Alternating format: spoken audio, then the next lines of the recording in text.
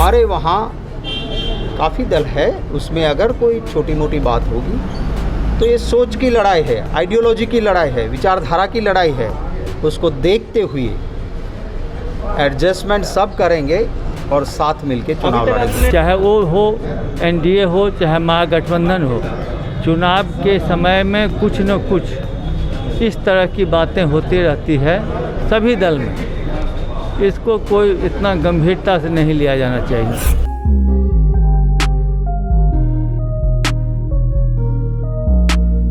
नमस्कार, भारत लाइव देख रहे हैं आप।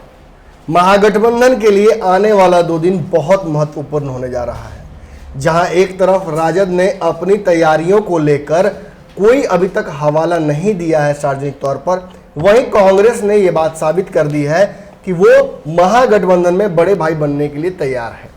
कांग्रेस जहां 2 दिनों तक अपने सदाकत आश्रम कार्यालय में मंथन करेगी उन सीटों को लेकर जिन पर उन्हें इस बार चुनाव लड़ना है, साथ ही साथ नए प्रत्याशियों को चयन के लिए भी एक सघन प्रक्रिया चलेगी, जिसमें वाद विवाद भी होगा और लोगों को टास्क भी दिया जाएगा कि वो अपने जिला में जाकर अपने जिला के कार्यकर्ताओं से बात कर, लोगों से बात करके ऐसे लोगों को चिन्हित करें जो वहां पर अपना रसूख रखते हो और जनता की सेवा भी करते हो। यानी विनेबिलिटी बहुत बड़ा फैक्टर होने जा रही है कांग्रेस के प्रत्याशियों के चयन में। लेकिन यही बातें बाकी दलों को लेकर नहीं कही जा सकती हैं। बाकी दल अपने अपने तरीके से जरूर तैयारी कर रहे हैं, लेकिन कांग्रेस ने एक अलग भी तरीका लगाया है जो कि बाकी दलों से थोड़ा अलग है। जहां बाकी दल अपने अपने कार्यकर्ताओं से बातचीत कर रहे हैं, वर्चुअल मीटिंग्स कर रहे हैं, मीटअप्स कर रहे हैं, लेकिन कोई महागठबंधन के एज अ होल बातचीत नहीं की जा रही है। वहीं कांग्रेस की बात करें तो राहुल गांधी से लेकर प्रत्याशी चयन करने की जो कमेटी बनी हुई है, इलेक्शन कमेटी, वो लगातार महागठबंधन के सभी दलों की बात कर रही है। यानी कल जब हमने आपको बताया था कि जीतन राम मांझी ने एक और अल्टीमेटम दिया है और शायद आखिरी अल्टीमेटम दिया है। 10 तारीख तक उन्होंने कांग्रेस को मौका दिया है कि कांग्रेस अगर चाहे तो वो महागठबंधन की डूबती हुई कश्ती को फिर से एक बार उफनती हुई लहरों पर लाकर खड़ी कर सकती है। लेकिन इसमें समस्या ये हो रही है कि तेजस्वी यादव अब किसी तरह की बातचीत के लिए स्वयं तैयार नहीं है। उन्होंने एक इकाई बना दी है और उस इकाई का नाम है जगदानंद सिंह।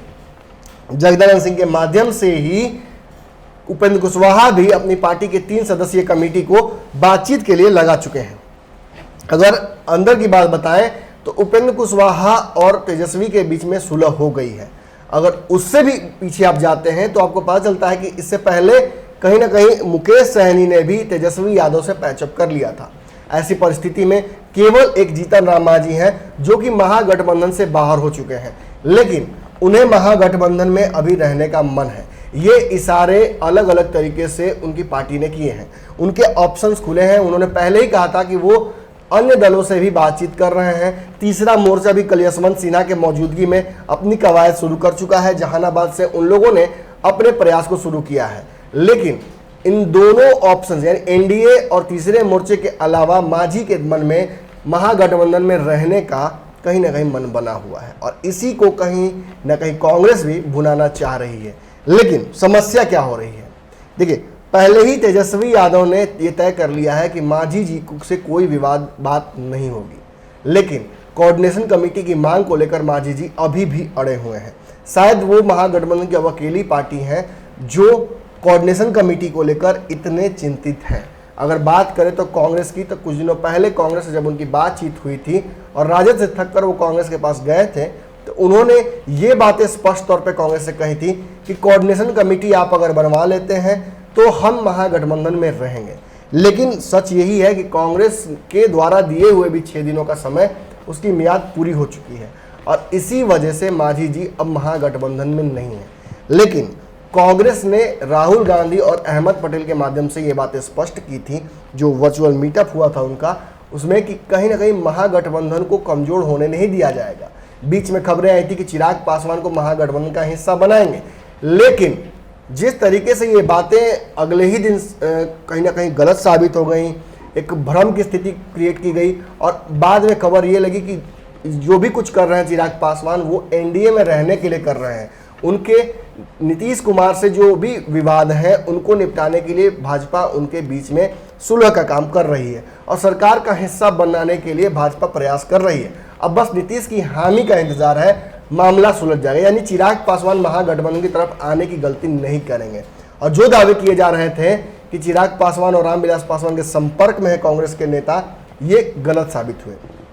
अब ऐसी परिस्थिति में महागठबंधन में एक बड़ा वोट बैंक जो नीतीश कुमार के गैर हाजिरी की वजह से, क्योंकि 2015 में नीतीश कुमार थे और अब 2020 में वो इसमें नहीं है, 16% का जो वोट था नीतीश कुमार का, अगर वो घटकर 8% पर भी आता है, यानी आधे पर भी, तो इस वोट बैंक को भी कहीं ना कहीं से जुगाड़ करके तेजस्वी कांग्रेस को लाना पड़ेगा। अपने प्रत्याशियों को अगर जीत का मंत्र देना है तो कहीं ना कहीं से वो जादुई आंकड़ा उठाकर लाना पड़ेगा और इसीलिए कहीं ना कहीं इंपॉर्टेंस बढ़ जाती है महागठबंधन में इन तीन दलों की। हालांकि 2019 में ऐसा नहीं हुआ था। 2019 में बहुत सारे जोड़ घटाव किए गए थे, सारी जातिगत आंकड़ों को जोड़ा गया था। माझी जी कितना वोट लेकर आएंगे, मलाह की जनसंख्या कितनी है, निषाद लोनिया बिंद जो मलाह जाति के साथ जुड़ते हैं इनकी वोट प्रतिशत को 14% बताया गया। इसके अलावा उपेंद्र कुशवाहा की भी जो जनसंख्या है उसे भी जोड़ा गया इस महागठबंधन में। लेकिन रिजल्ट क्या हुआ कि एक सीट किशनगंज छोड़कर कांग्रेस के द्वारा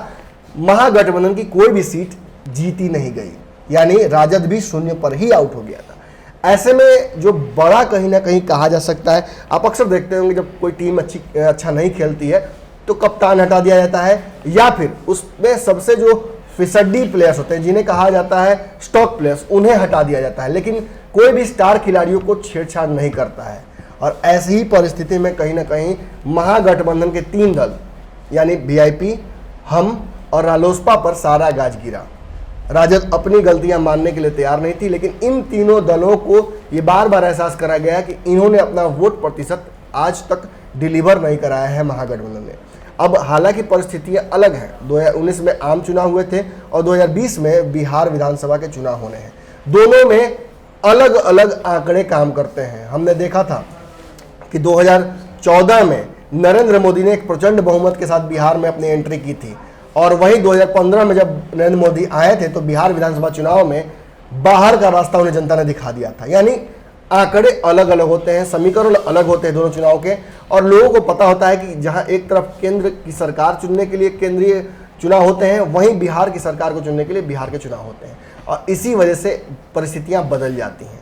इसीलिए कहीं ना कहीं इन तीनों दलों का महत्व महागठबंधन में बढ़ जाता है। लेकिन तेजस्वी यादव दो चीज़ों से काफ़ी परेशान है। एक, कहीं ना कहीं प्रेशर पॉलिटिक्स लगातार किया जा रहा है और दूसरी तरफ अतिशयोक्ति वाले बयान, यानी उन बयानों के चलते जिनकी वजह से महागठबंधन में आपसी कलह सार्वजनिक हो जाती है, चाहे तेजस्वी यादव के सीएम कैंडिडेट को लेकर हो या फिर महागठबंधन में सीटों का समीकरण हो। इन सभी पर माझी जी के बयानों को अगर आप देखते हैं तो आपको समझ में आता है कि सबसे पहले माझी जी ने ही तेजस्वी यादव को सीएम मानने से इनकार कर दिया था और ये भी कहा था कि ये चीज़ें जब बैठक होगी तब तय होंगी। बाद में सीटों के समीकरण को लेकर उन्होंने प्रेस कॉन्फ्रेंस किया था और कहा था कि 80 से 85 सीटें उन्हें चाहिए और ये लालू जी ने भी उन्हें वादा किया था और लालू जी के कहने पर 20 बार फ़ोन करने के बाद वो महागठबंधन में आए थे। अब इन सब चीज़ों से कहीं ना कहीं तेजस्वी यादव को भी दुख लगा और उन्होंने ये बात स्पष्ट कर दी कि अब वो माझी जी के साथ कभी भी बातचीत नहीं करेंगे। लेकिन जहां इतनी सारी समस्याएं हैं वहीं कांग्रेस ने एक नई शुरुआत की है।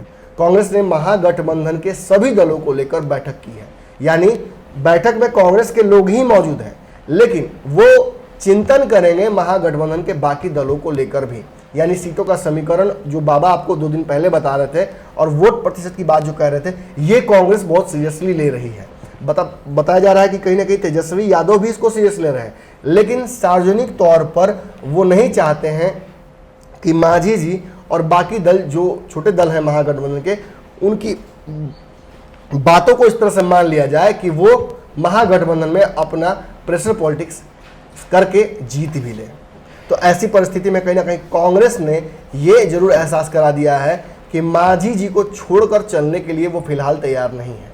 दोनों बयान, अगर हम बात करें मदन मोहन झा की भी और अगर शक्ति सिंह गोहिल जो कि प्रभारी हैं बिहार कांग्रेस के, इन दोनों के बयानों को आज हमने देखा है और एनालाइज किया है। एक बात तो स्पष्ट समझ में आ रही है कि महागठबंधन जिस स्वरूप में 2019 में उतरा था उस स्वरूप में उतनी पार्टियों को लेकर चलने के लिए बिल्कुल कांग्रेस तैयार है, उसमें कॉम्प्रोमाइज़ कांग्रेस भी नहीं चाहती है। और बात रही सीएम कैंडिडेट की, तो भले ही सार्वजनिक मंचों से बार बार ये बातें नहीं कही जा रही, लेकिन कांग्रेस भी यही चाहती है कि मीटिंग के दौरान ही ये तय किया जाए कि कौन होगा सीएम का उम्मीदवार।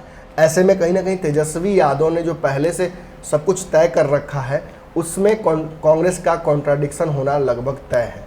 मांझी जी को लेकर भी एक विवाद अंतिम होना बाकी है। हाँ, ये जरूर हो सकता है कि जिस समय कांग्रेस को एहसास हो जाए कि मांझी जी के वजह से उन्हें पर्सनल नुकसान हो सकता है, कांग्रेस मांझी जी की तिलांजलि दे सकती है। लेकिन वर्तमान परिस्थितियों में अपनी सीटों के प्रेशर बनाने के लिए राजद पर कांग्रेस ने मांझी जी के कंधे पर रखकर बंदूक चलाने का फैसला ले लिया है। अगली खबर में आपसे मुलाकात होगी। फिलहाल के लिए दीजिए इजाज़त। बड़ी खबर के साथ बहुत जल्दी आपके सामने हाजिर रहूँगा। धन्यवाद। सर, ये बैठकें कितने दिनों की है और किन किन मुद्दों पर ये बैठक? देखिए, चुनाव आ रहा है, बैठकें तो लगातार होती रहेगी। बिहार की जनता भाजपा और जेडीयू से बहुत परेशान है, चाहे श्रमिक मजदूर हो, किसान हो, हमारा छात्र हो, रोजगार मांगने वाला युवा हो, किसान हो, सबकी दिक्कतें हैं। और लोग चाहते हैं कि भाजपा और जेडीयू की सरकार जाए और अच्छा वायबल ऑप्शन जो कांग्रेस और महागठबंधन बन सकता है। हम इन बैठकों के ज़रिए हमारे नेताओं को प्रखंड और ज़िले में भेजेंगे। लोग आखिर कैसा प्रत्याशी चाहते हैं, ज़मीनी भावनाएं क्या है, उनको भी देखेंगे। सिर्फ पावर में आना ही हमारा मकसद नहीं है। बिहार की एक प्रतिष्ठा थी, हॉर्टिकल्चर बागबानी खेती में 50% का हिस्सा बिहार का हुआ करता था, चाहे चीनी हो, चावल हो। बिहार का एक प्रभुत्व था, वो भाजपा की सेंट्रल गवर्नमेंट और यहाँ जेडीयू भाजपा की सरकार ने ख़त्म कर दिया है।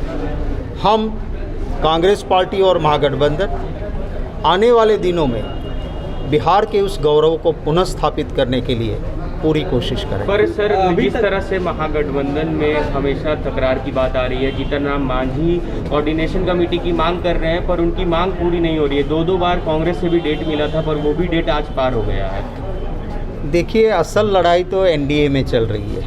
एनडीए में बड़ी पार्टी भाजपा है और उसका इतिहास रहा है कि अपने साथी को ज़रूरत होती है तो साथी के पांव पड़ते हैं, और ज़रूरत ख़त्म करने पे भाजपा साथियों का पाँव नहीं गला काटती है। महबूबा मुफ्ती जी से लेके शिवसेना तक इतिहास है। और हमारे वहाँ, सवाल तो पूछ लिया आपने, हमारे वहाँ काफ़ी दल है, उसमें अगर कोई छोटी मोटी बात होगी तो ये सोच की लड़ाई है, आइडियोलॉजी की लड़ाई है, विचारधारा की लड़ाई है। उसको देखते हुए एडजस्टमेंट सब करेंगे और साथ मिलके चुनाव लड़ेंगे। लेकिन महागठबंधन को कुछ फेस नहीं दिया है सीएम। भैया, फेस भी हो जाएगा और सारे इशू सुलझ जाएंगे। 2-1 वो यहाँ लोगों से लगता है 4 घंटा कल मिल चुके हैं। लोगों की क्या मंशा है, लोग क्या चाहते हैं, किस तरह से होना चाहिए। आम लोग, नेता तो अपना सुझाव देंगे ही, आम लोग जो इस बैठक में नहीं रहेंगे उन सबों से मिल के अपना माइंड बना रहे हैं क्या करना है। विपक्ष लगातार निशाना साध रही है कि महागठबंधन की गांठ टूटते नजर आ रही है, इस पर आपको क्या?